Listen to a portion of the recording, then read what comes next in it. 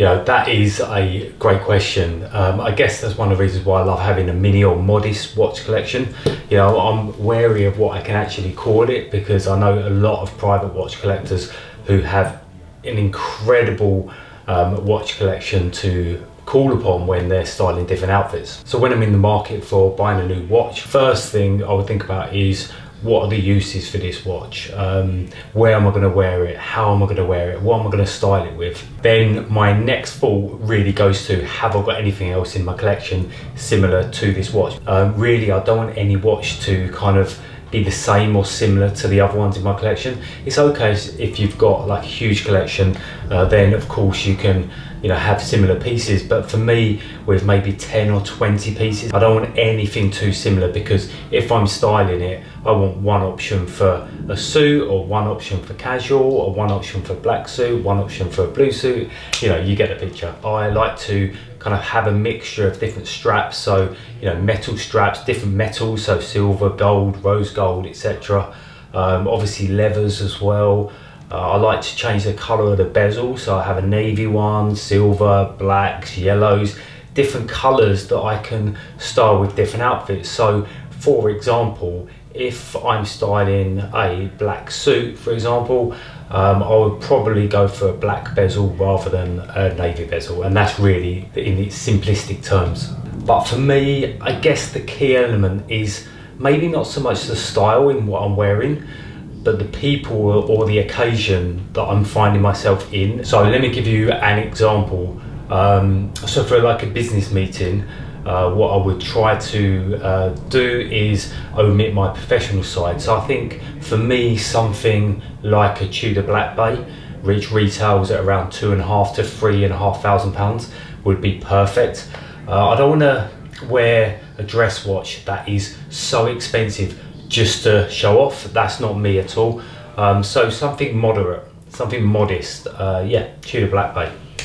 Then, I don't know, say if on those like rare summer days, I'm looking outside, it's actually quite nice outside at the moment, but on those rare summer days where I know I'm going to the coast, I'm going for a walk, I'm walking the dogs, or I'm going for a swim, maybe some wild swimming, etc., or trekking, you've got a purpose to what you're doing. So I would always pair a watch for purpose in that situation, so styles are relevant. Say for example, I was going swimming, maybe I would choose an Omega Seamaster, or an IWC Aqua Timer, or maybe a Tag Heuer Aqua Racer, or of course a Rolex Submariner. So they're the watches that I would choose for that particular occasion. For trekking, or I'm not really up on my watches for trekking, but maybe something with a compass, maybe something that kind of gives you direction, waterproof as well, because you're going to sweat a lot.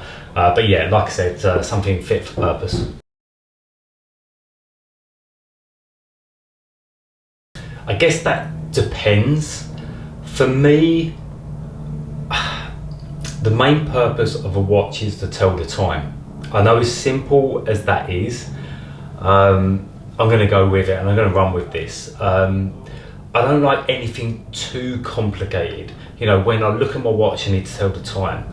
So if it's too complicated and too many things like going on, then it's probably not for me. But with watches, sometimes I feel that you just kind of have to see them in person, which is why I love going into H&T Pawnbrokers, because I can just go in, I can pick up all the pieces there that you have on show and just look at them. Sometimes I find that, well, actually I had the ability to bid on, what was it again? It was an Omega, what was it? I can't remember the exact watch model, but it was from No Time to Die, and I had a chance of bidding on it, which I didn't in the end, but it looked a bit pond-like in the colour of the bezel.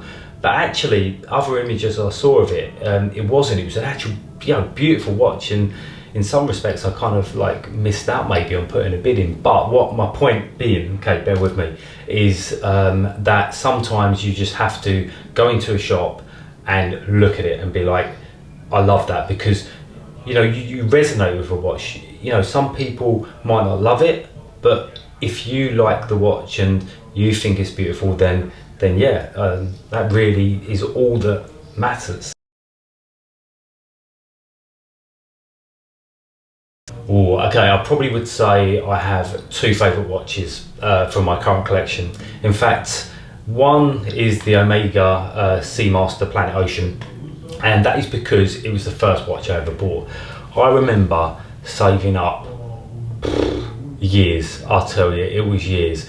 I think I paid about £3,000 for it, and it was just the most amazing experience I've ever had buying a watch, because I saw it, I wanted it, I saved up, and I got it for myself. And it's a real sense of achievement, because I know what hardship I went through, not in terms of like hardship in life, but just, you know, just grafting and working for that, to save that 3,000, not over weeks or months, over years.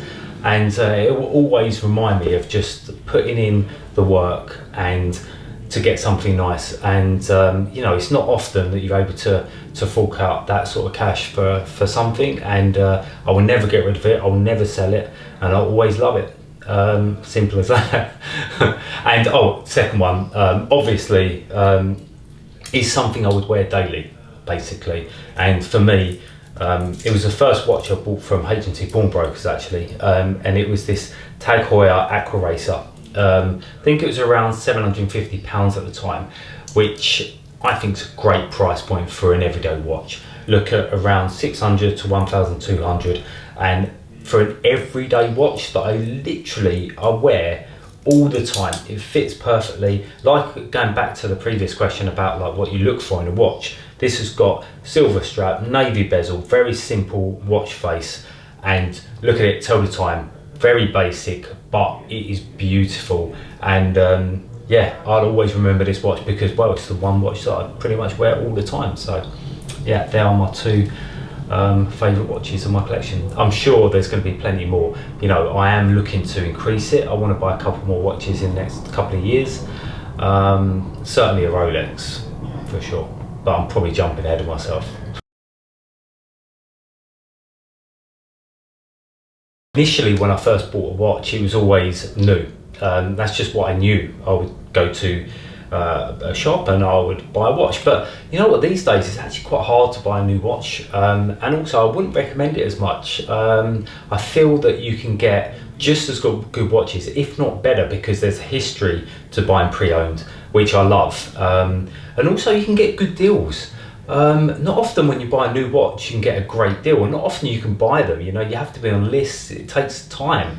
Whereas what I love about buying a pre-loved or pre-owned watch is you could just go online, or you can go into store and just look at what they have there and then, and you can make an impulse decision, or you don't have to buy anything there and then. You can go back to it, you know, a week or a month later and see what else they have in stock, because they're always getting new vintage, new brands, new watches in. But for me, mainly it's the history. You just don't know who had that watch, where they've worn it, and that connection to a watch is something that I personally resonate with, because I want to pass these watches down to future generations, you know, my children or my children's children, or, you know, my dad, or just a present. And it's just something that is, I don't know, engraved in watches. I feel that that's why a lot of people invest.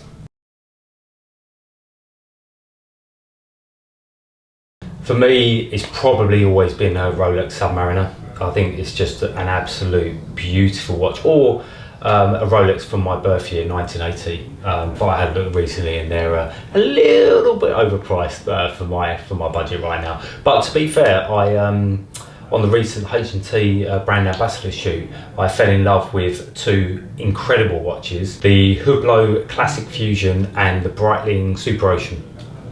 Unbelievable watches. So yeah, I'll probably add one of those to the collection soon.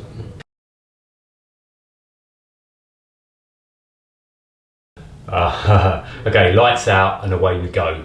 Reference to F1 there. Growing up near Brands Hatch, I was always influenced by motor racing, always. In fact, you know, I love F1, I love Formula E, I love karting, still go down Buckmore Park every now and again.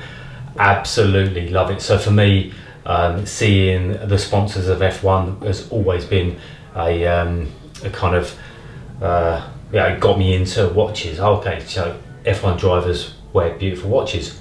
I want to be an F1 driver. I want to wear a beautiful watch.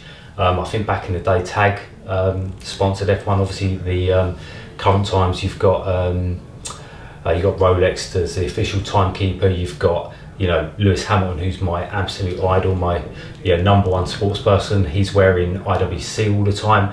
So it for me, it really comes from motorsport, the love of motorsport and the love of watches.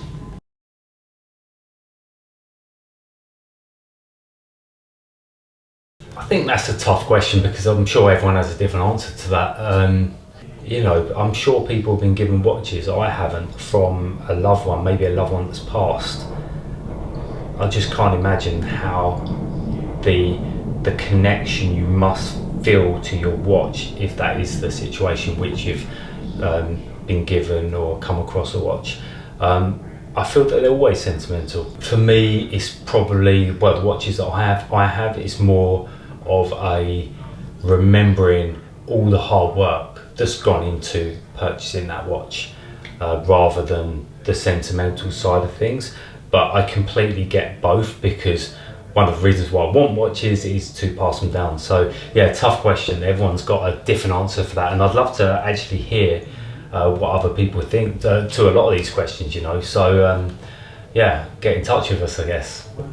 Thanks guys, I really appreciate the interview, and I'm just, I want to say before I leave, thanks for having me as a brand ambassador. I love the brand. I love looking at what watches you get in, what new watches you get in. So I'm going to pop into a H&T Pawnbrokers store soon. Pretty much, I think the local one to me is in on Clapham High Street or on Northcote Road. So I'm going to pop in there and have a look, see if you've got any Rolex Submariners. So thank you so much. Cheers guys.